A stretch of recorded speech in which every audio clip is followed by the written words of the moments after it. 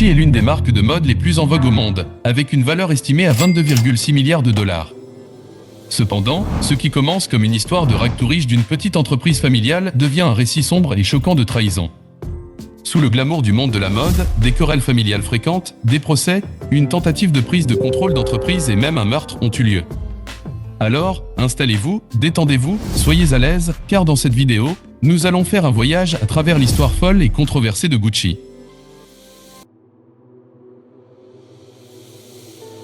Lucio Gucci est né et a grandi à Florence, en Italie, et a travaillé dans le magasin de chapeaux de paille de ses parents.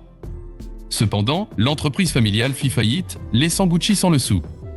À l'âge de 18 ans, Guccio déménagea à Londres pour trouver du travail et décrocha un emploi à l'hôtel Savoie. Ici, il observa les clients riches et célèbres de l'hôtel portant des articles en cuir et transportant des bagages coûteux. C'était plus que fonctionnel. La mode était un symbole de statut qui séparait les avoirs des avoirs pas.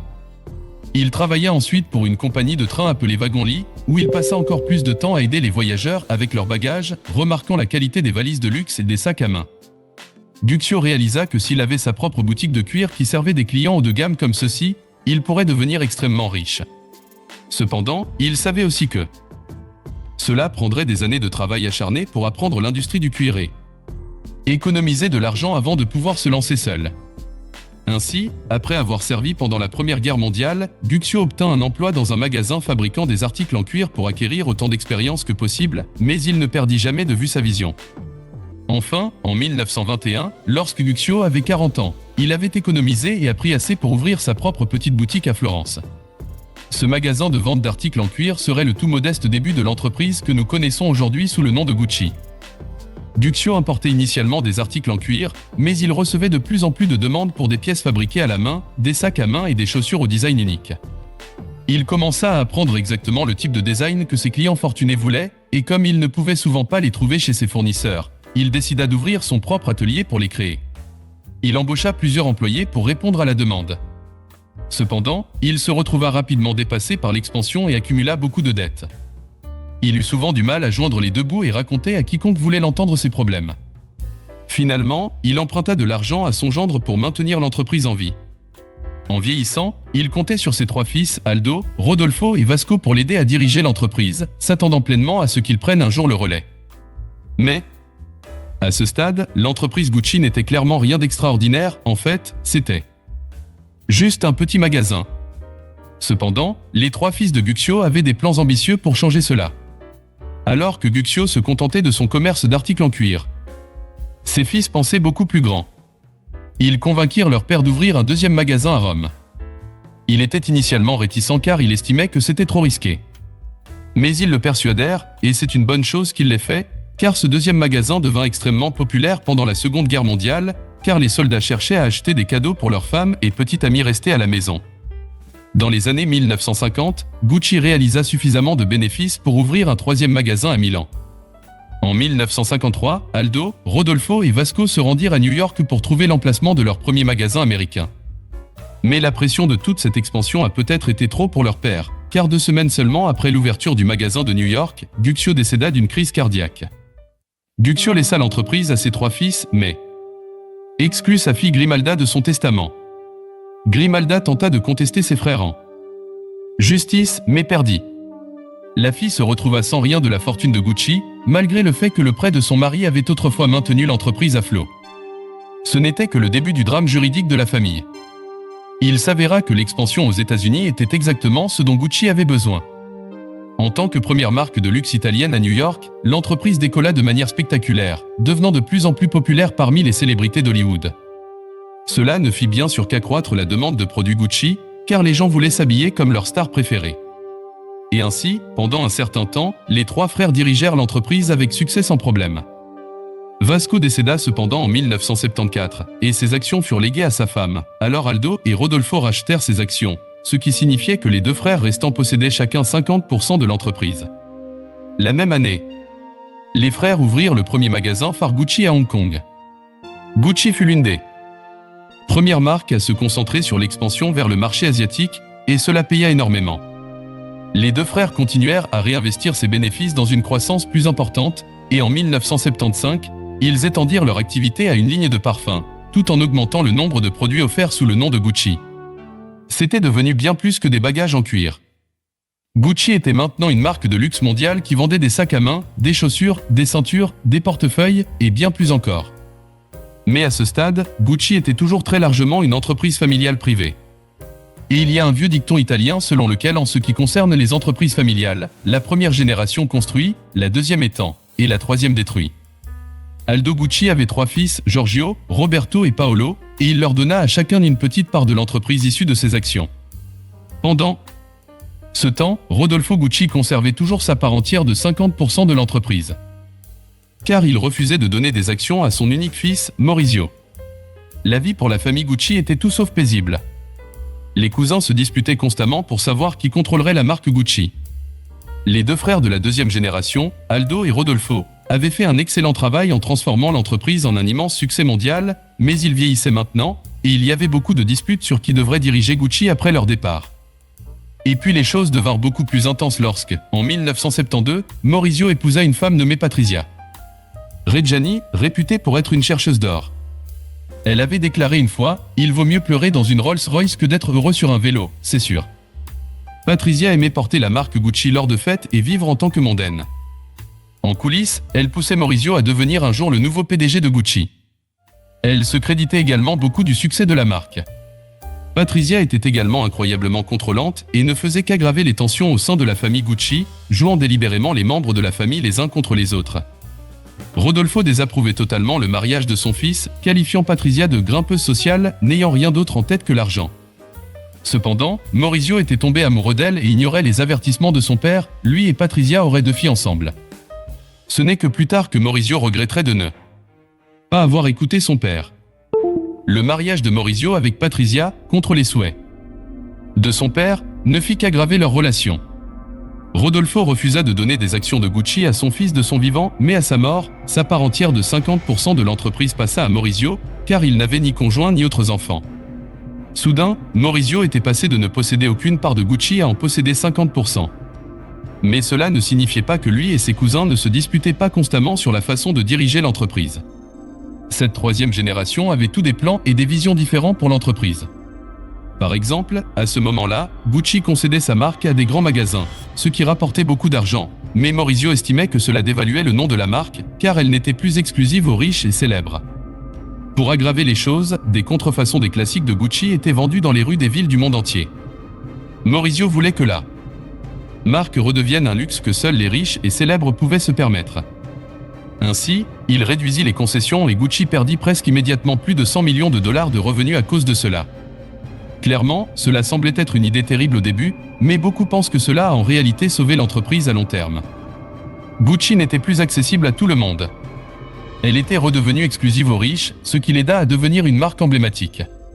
Pendant ce temps, le cousin de Maurizio, Paolo, estimait qu'il était maltraité par son père, Aldo, car il avait reçu une si petite part de l'entreprise avec très peu de responsabilités. Il voulait être styliste et estimait qu'il devrait être celui qui concevrait les produits Gucci, cependant, personne dans la famille ne faisait confiance à son goût. Il semblait que la seule chose sur laquelle la famille Gucci pouvait s'entendre était que les designs de Paolo n'étaient pas assez bons. Paolo était tellement en colère contre cela qu'il dénonça son propre père Aldo, âgé de 81 ans, pour évasion fiscale. Aldo fut condamné à 366 jours de prison. Dans ses tentatives de se faire un nom, Paolo a ensuite lancé sa propre marque Paolo Gucci. La famille a essayé de l'arrêter, craignant qu'il ne ternisse l'image de la marque Gucci, mais Paolo a dépensé 8 millions de dollars pour intenter un procès à Gucci afin d'avoir le droit d'utiliser son propre nom pour sa ligne de mode. Cependant, ses grands rêves ont été un échec. Les ventes n'ont pas pu compenser le montant de sa dette. Selon sa fille, sa ligne n'a pas réussi parce que Gucci a immédiatement acheté les droits de Paolo Gucci et a fait disparaître ses objets. Bien que même sa fille ait admis que les premières pièces produites par Paolo étaient laides. De toute évidence, la famille Gucci exposait souvent des détails très personnels de leur vie sous les projecteurs.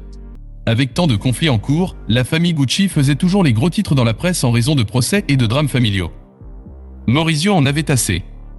Il voulait trouver des investisseurs pour pouvoir se débarrasser du reste de la famille et obtenir plus de contrôle. Une entreprise appelée Investcorp a accepté de fournir l'argent. Investcorp avait déjà investi dans Tiffany & Co et avait contribué au succès de la société de bijoux. Mais c'était leur première incursion dans une marque de mode de luxe. À ce moment-là, Paolo était devenu le mouton noir de la famille et ne possédait qu'une participation de 3,3% dans Gucci. En 1988, Paolo a vendu ses actions Gucci à Investcorp pour 40 millions de dollars. Cependant, il n'a pas utilisé cet argent judicieusement. Il a dilapidé ses gains et, en 1993, Paolo a déclaré faillite avec des dettes de plus de 90 millions de dollars.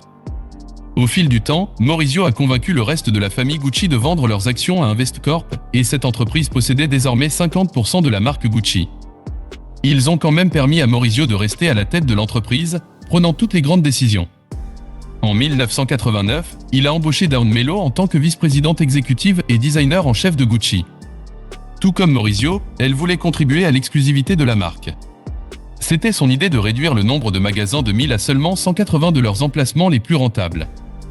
Ils ont également réduit le nombre d'articles vendus par Gucci de 22 000 à seulement 7,000. Mello a également ramené certains des best-sellers classiques, comme leurs sacs en bambou et les mocassins Gucci. Maurizio avait une grande vision pour Gucci. Maintenant que le reste de la famille n'était plus dans le tableau, l'une des premières choses qu'il a faites a été d'ouvrir un nouveau magasin extravagant à Milan. Il voulait également que tous les nouveaux produits remplacent leur inventaire actuel, plongeant ainsi l'entreprise dans une dette massive. Non seulement cela, mais Maurizio voulait se débarrasser de la ligne d'accessoires de Gucci. Cela a été très controversé car c'était littéralement l'une de leurs sources de revenus les plus rentables. La personne moyenne pourrait ne pas pouvoir se permettre les vêtements, les chaussures et les sacs Gucci, mais peut-être pourrait-elle acheter un portefeuille, des lunettes de soleil ou une ceinture. Maintenant, sans accessoires, la marque était vraiment accessible uniquement aux riches. C'est ce que voulait Maurizio, mais d'un point de vue commercial, cela semblait risqué, pour le moins. Maurizio voulait également se débarrasser du logo classique GG, ce qui s'est avéré être une énorme erreur. C'était leur image de marque emblématique que tout le monde avait appris à reconnaître, et cela représentait 70% de leurs ventes. Toutes les modifications apportées par Maurizio pour ouvrir une nouvelle ère de Gucci ont entraîné des pertes financières pour l'entreprise. Il perdait 30 millions de dollars par an. Gucci ne pouvait plus se permettre de payer les salaires ou les fournisseurs. L'entreprise était au bord de la faillite, tout cela pour le risque de cette grande vision dans l'esprit de Maurizio. Compréhensiblement, Investcorp commençait à s'inquiéter. Ils perdaient des millions de dollars dans leur investissement, alors ils ont approché Maurizio avec l'idée de nommer un nouveau PDG pour Gucci. Cela ne s'est pas bien passé. Maurizio a refusé de lâcher le siège du pouvoir. Il les a suppliés, affirmant qu'il faudrait au moins 6 mois aux clients pour s'habituer à sa nouvelle vision de l'entreprise et recommencer à acheter. Investcorp a refusé de reculer cependant. En 1993, ils ont racheté les 50% de l'entreprise de Maurizio pour 150 millions de dollars. Ironiquement, 6 mois plus tard, la chance de la marque a tourné comme Maurizio l'avait prédit. Les clients japonais ont commencé à acheter des sacs Gucci et les bénéfices de l'entreprise sont enfin revenus. Certaines des décisions de Maurizio avaient certainement été des erreurs, mais certaines avaient vraiment bien fonctionné pour aider Gucci à redevenir une véritable marque de luxe capable de commander des prix élevés. Mais il était trop tard, Maurizio avait été racheté. Et pour la première fois de l'histoire, il n'y avait personne de la famille Gucci à la tête de la maison Gucci. Et seulement 2 ans plus tard, Maurizio Gucci serait mort. Après des années de lutte, Maurizio s'est séparé de sa femme Patrizia. Et en 1994, ils ont finalisé leur divorce. Selon son amie Pina, Patrizia était plus triste et désolée de perdre le nom Gucci que de perdre son mari. Cependant, Patrizia était en colère contre le divorce et a continué à harceler Maurizio, lui laissant des messages menaçants. Il a essayé de passer à autre chose avec sa nouvelle petite amie Paola, mais Patrizia a refusé de laisser cela arriver. Elle craignait que s'il épousait Paola et fondait une nouvelle famille, elle et ses filles perdraient l'argent qu'elle recevait de Maurizio, ce qui était la seule chose qui finançait leur style de vie somptueux qu'elle désirait tant. Ensuite, en 1995, Maurizio se rendait à son bureau lorsqu'un tireur est apparu. Il a été abattu 3 fois à la tête en plein jour. La police a enquêté sur tous les suspects potentiels. Après tout, avec tant de querelles familiales, Maurizio avait beaucoup d'ennemis. Mais pendant 2 ans, l'affaire est restée sans solution, puis enfin, la police a reçu un tuyau anonyme pour enquêter sur Patrizia. Il s'est avéré que Patrizia demandait à presque tout le monde en ville comment elle pouvait tuer son ex-mari et s'en sortir. Elle a même demandé à son avocat comment cela pouvait être fait sans aucune peine de prison. Avec l'aide de son amie Pina, elle avait engagé un tueur à gages pour faire le travail. Au cours du procès pour meurtre, elle insistait pour ne porter que les meilleurs vêtements Gucci devant les caméras qui crépitaient. Patrizia Reggiani a écopé de 29 ans de prison et le tueur à gages lui-même a écopé de la prison à vie. Patrizia n'a purgé que 18 de ces années et elle aurait même pu être libérée plus tôt si elle avait simplement accepté un programme de travail. Mais elle a refusé, disant « Je n'ai jamais travaillé de ma vie et je n'ai pas l'intention de commencer maintenant ». Après le meurtre de Maurizio Gucci, la marque Gucci a commencé une nouvelle ère et a connu un regain de popularité après avoir engagé le designer Tom Ford en tant que directeur créatif. Il a ramené le logo classique de Gucci et a commencé à concevoir des collections qui parlaient à une génération plus jeune. Tom Ford, avec le PDG Domenico De Sole, formait un duo dynamique. Cela serait plus tard connu sous le nom d'air du Tom Dum Bomb et contribuerait à redresser la fortune de Gucci. De 1995 à 1996 seulement, les ventes ont presque doublé, passant de 263 millions de dollars à 500 millions de dollars. Maintenant que la famille Gucci n'était plus impliquée et donc que la marque n'était plus en lutte constante pour le pouvoir, les choses commençaient enfin à s'améliorer. Investcorp a rapidement voulu tirer parti de cela, et ainsi Gucci est devenu une entreprise cotée en bourse et l'IPO a été un énorme succès. Investcorp a ensuite vendu ses actions de l'entreprise, réalisant un bénéfice de 2 milliards de dollars sur son investissement. Ils sont sortis au bon moment, car en 1997, il y a eu une baisse du cours de l'action de Gucci en raison d'une crise économique sur le marché japonais du luxe. Cette baisse de prix a suffi pour que le conglomérat de mode LVMH commence à acheter des actions de Gucci à prix réduit. Bernard Arnault était PDG de LVMH à l'époque, et il a déclaré aux médias que c'était sa tentative d'une prise de contrôle amicale. Bernard avait la réputation du loup en cachemire et avait été impliqué dans la prise de contrôle de plusieurs autres grandes marques de mode de luxe. Le PDG de Gucci était donc inquiet. Il s'est tourné vers un investisseur pour l'aider à lever plus d'argent, afin que Gucci puisse commencer à acquérir autant de marques de mode émergentes que possible, afin qu'elles puissent être de vrais concurrents de LVMH, au lieu de se faire racheter par eux. Aujourd'hui, le groupe Gucci, également connu sous le nom de Kering, détient plusieurs marques de mode bien connues, dont Balenciaga, Stella McCartney et Alexander McQueen. Finalement, l'emblématique duo Tom Dum a décidé de démissionner de l'entreprise en 2004.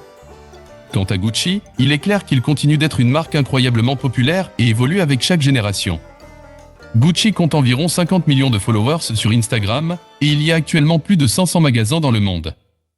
Maintenant que la ligne d'accessoires est de retour, Gucci a atteint ce point idéal où il est accessible à presque tout le monde, et pourtant il est assez cher pour le rendre toujours exclusif et luxueux.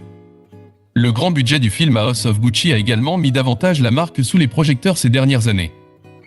La famille Gucci n'était pas du tout satisfaite de la façon dont elle était représentée, et pour être honnête, ce n'était certainement pas entièrement exact. Mais comme la famille Gucci ne dirige même plus l'entreprise, on estime que le film a effectivement augmenté les ventes de Gucci. Mais attendez une seconde, souvenez-vous de ce gars que j'ai mentionné auparavant, Bernard Arnault. Eh bien, c'est un homme vraiment fascinant, et son histoire est liée à l'histoire de Louis Vuitton.